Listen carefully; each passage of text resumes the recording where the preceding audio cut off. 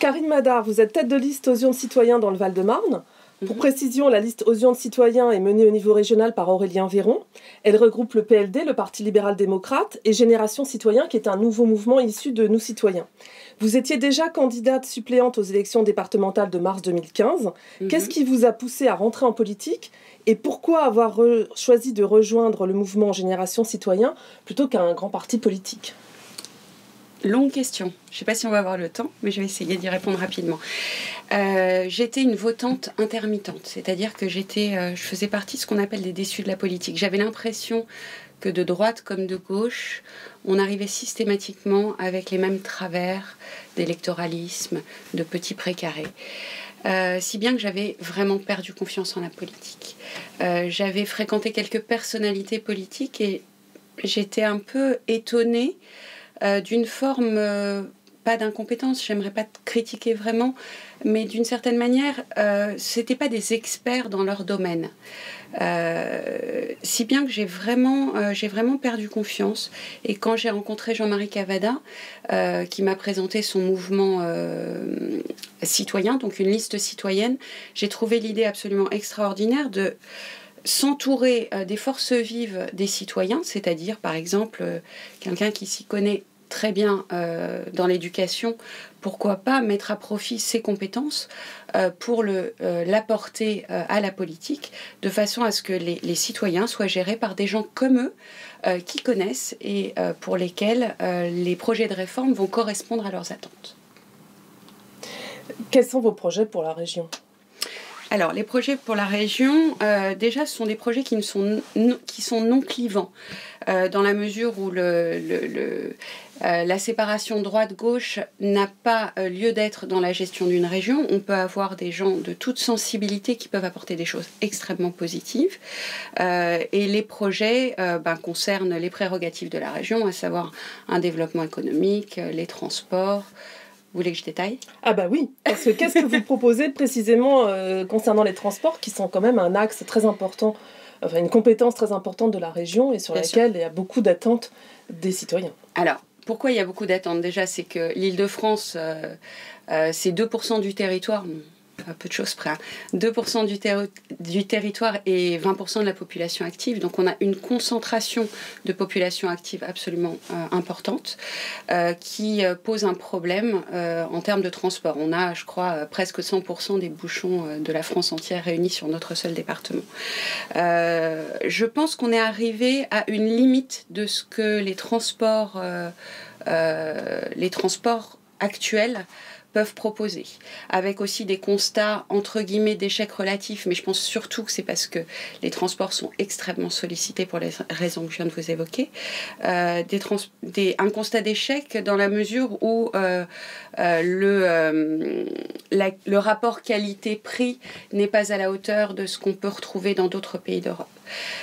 Nous pouvons envisager plusieurs choses. Déjà, pour soulager les transports, réduire le besoin de transport en augmentant par exemple le télétravail. Il y a beaucoup de gens qui pourraient travailler de chez eux avec les outils modernes. Il est tout à fait possible d'envisager une démultiplication du télétravail, donc pour limiter les transports. D'autre part, dans la mesure où on est arrivé un petit peu à une limitation de ce que les transports actuels peuvent nous proposer, pourquoi ne pas ouvrir pas à la concurrence, mais au secteur privé, ce qui sera en même temps source d'emploi. Donc on va glisser sur le thème économique grâce à ça également, avec par exemple des mises en place de navettes, de covoiturage, le tout facilité par les applications de téléphonie actuelles. Donc des systèmes privés qui pourraient aider les Franciliens à se rendre au travail dans des conditions plus décentes. Est-ce que vous avez des propositions en matière de développement économique, qui est également une compétence de la région, et en matière de formation professionnelle ? Heureusement. Alors, en matière de développement économique, l'Île-de-France est un vivier très très important de forces vives en termes de recherche, en termes d'enseignement. Vous avez des centres comme Saclay avec des chercheurs absolument hors normes. On est quand même, je crois qu'on est au 5e rang mondial mondial de l'innovation et de la recherche. Malheureusement, ce qu'on constate, c'est qu'après, ces forces vives s'éparpillent.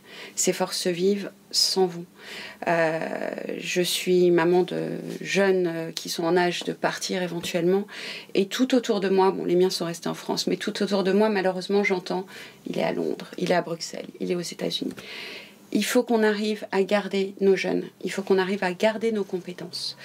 L'idée, c'est de créer des pôles de compétitivité qui permettent de réunir à la fois les chercheurs, les entreprises, les financements, le tout en local, pour éviter que tout ça se disperse et que l'on perde nos forces. Pouvez-vous revenir sur la séparation entre nous citoyens et Génération Citoyen? Est-ce que ce n'est pas dommage de se séparer quand on n'est déjà pas très gros comme parti?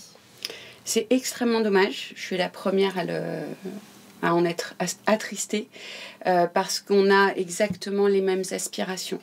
Ce sont des listes citoyennes tout aussi valables. J'ai pas un discours politique là, hein, je suis en train d'encenser nous citoyens. C'est dommage parce qu'on aurait été plus forts ensemble.